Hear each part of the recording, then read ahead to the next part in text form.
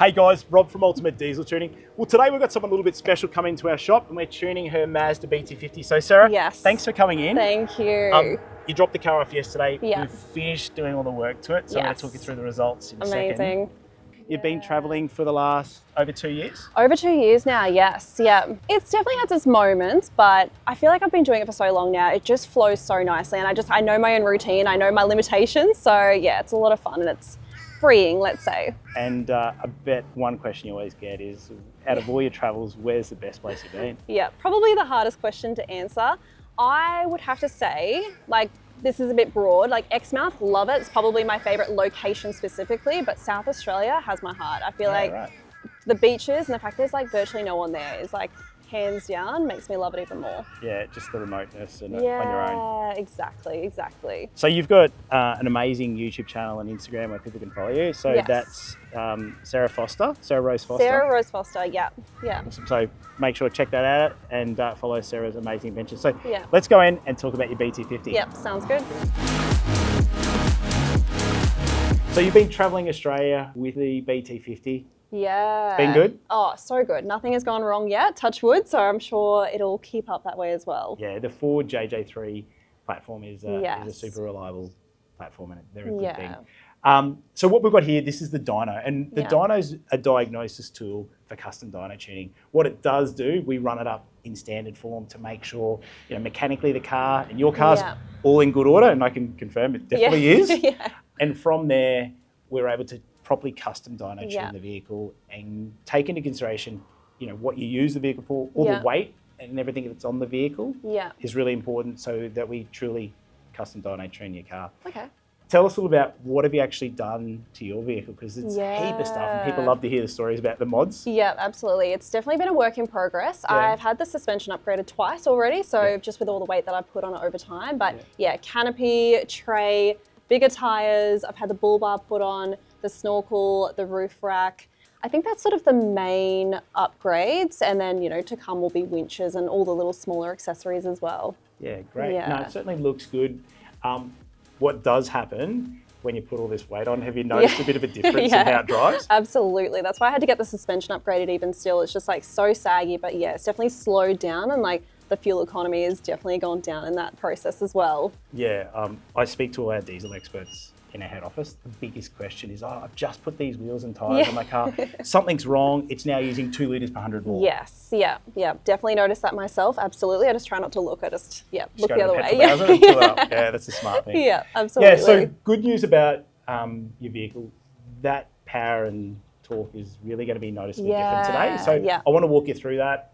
Obviously, with the engineers, we've taken into consideration everything you told us yesterday, and we've properly custom dyno tuned. So what I want to do now is walk you through the dyno graph, and that's after we've now finished and done the tuning, the results. Amazing. Okay. Keen to see it. So Sarah, this is the dyno graph of your car.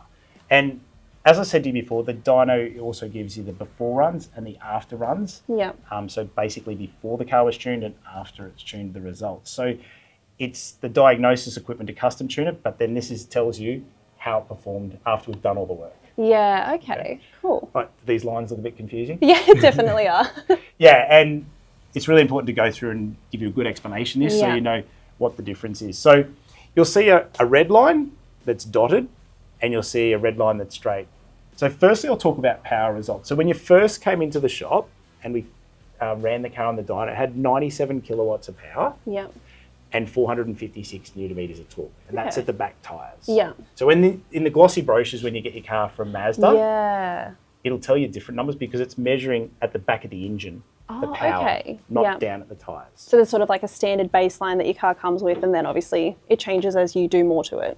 Or so from the manufacturers, what they do is they are giving you the performance output of the engine, and they're testing the power and output at the back of the engine, which is at the flywheel of the engine, before it goes through the gearbox, the diffs, and to the tyres. Okay. So we're recording the power output at the tyres when we started and when we finished. Okay, cool.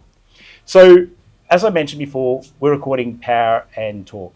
After we completed the tuning process on your vehicle, it went to 124 kilowatts of power and 581 newton meters torque.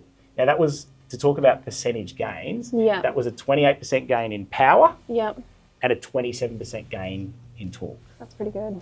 Yeah, it is good. Yeah. I always think of it, if I woke up the next morning and my bank account was 28% that would better, I'd be pretty stoked. Definitely be a positive, yeah, absolutely. The dotted line in red is the torque number after we've done the custom dyno tune. Yep. And the dotted line in blue is the torque before we did the custom dyno tune. Okay?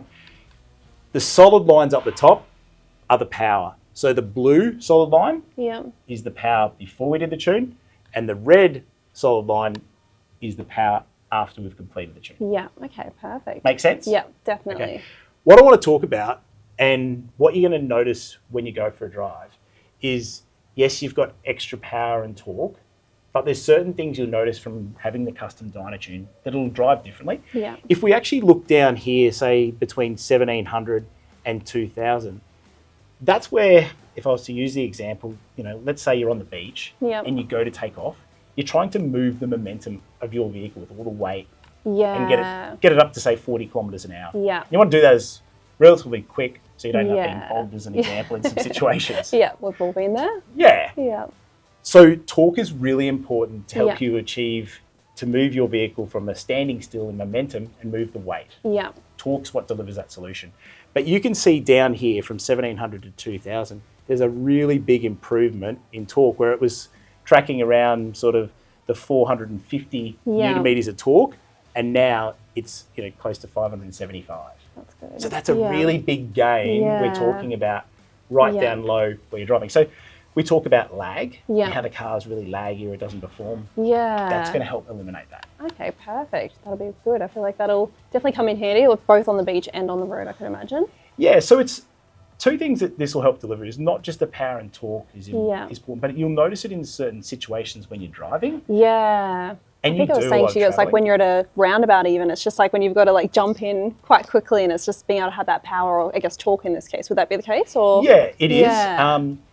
We also make some changes within the ECU to make it drive better in the way we do the tuning. But and that you will notice that initial acceleration to improve that. Yeah. But you're 100% right. Okay. The torque, when you're at the roundabout you want to take off, you're trying to move that vehicle and get the mass going. Torque's what helps deliver that. And where you're on the highway and you're, say, traveling in a 110 zone and you're doing 80 kilometers an hour, you need that power to get around. And that's what the top end, where your car starts to rev a little bit higher above that sort of 3,000 RPM. Okay, perfect. That sounds good. So the numbers are one thing. Yes. And it's, you know, it's okay. For me, you're going to be the real person who'll be the judge of this when you get in and drive it. So I reckon the best thing is I get the guys to take this off the dyno. Yeah.